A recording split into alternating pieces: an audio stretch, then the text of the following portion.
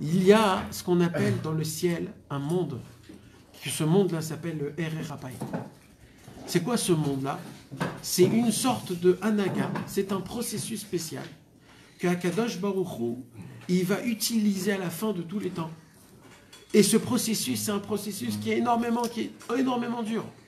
Mais ce processus, par ce processus-là, ça sera le seul que pour cela on pourra tenir à la fin de tous les temps, dans la galoute la plus grande, jusqu'à que Mashiach viendra. Et les seuls qui pourront utiliser ce Erer HaPayim pourront tenir à la fin de tous les temps, jusqu'à que Mashiach viendra.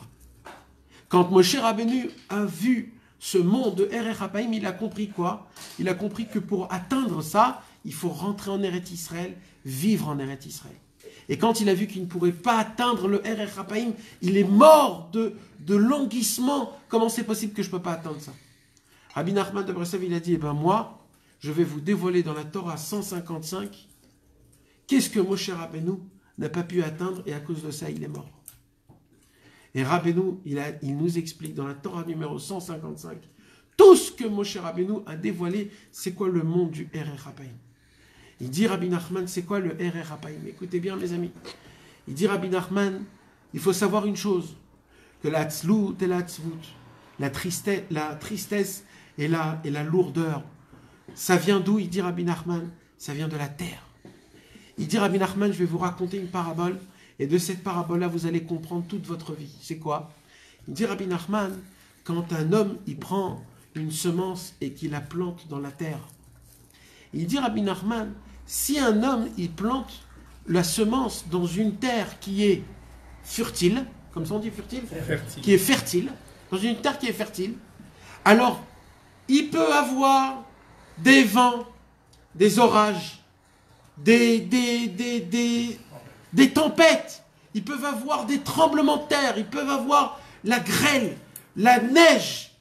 Tant que la terre elle est fertile, cette semence, elle sera dans la terre, elle va pourrir, mais elle va pousser jusqu'à qu'elle deviendra un arbre. Pourquoi?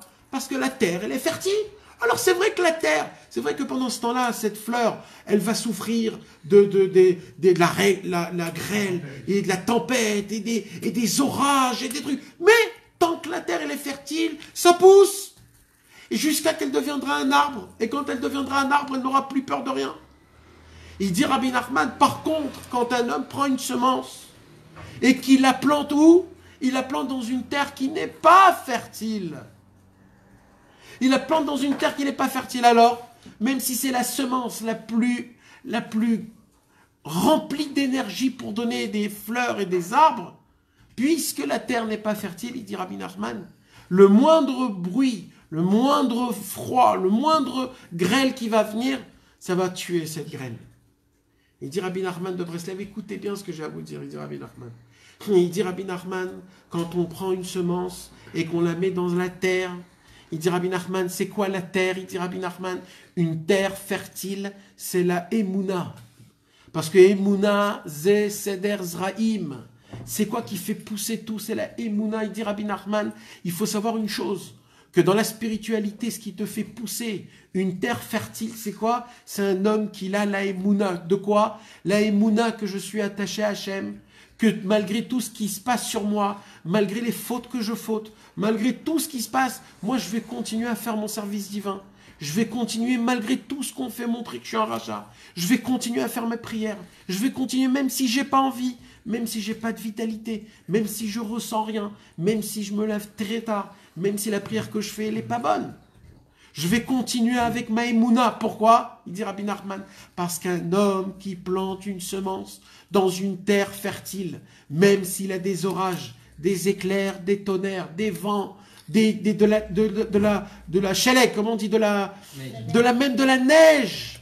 C'est quoi tout ça, mes amis? Quand tu plantes ta graine, et dans ta graine, qu'est-ce qui se passe? Tu as de la pluie, tu as de la grêle, on te casse tes fleurs. Tu as des fautes qui viennent, ils vont te casser, ils vont te craquer, ils vont te tuer. Il dit Rabbeinu, mais une fleur n'a pas peur. Pourquoi? Parce qu'elle a une terre fertile. Dans la terre, elle donne de la force. Il dit Rabbeinu, c'est quoi la terre? La terre, c'est la Emouna. La Emouna, c'est elle qui te fait pousser. Il dit Rabbeinu, si un homme, il se met dans sa tête, en se disant, malgré tout ce qui se passe sur moi, j'ai la émouna, que je vais continuer, que Akadosh Baruch Hu, il est content de là où je suis, que Akadosh Baruch Hu, il m'a mis dans des situations et que si je tombe, c'est pas grave, je vais avancer, toute ma vie je vais avancer, même si je sais que je suis un petit, même si jamais je vais devenir un grand tzaddik, je vais quand même avancer.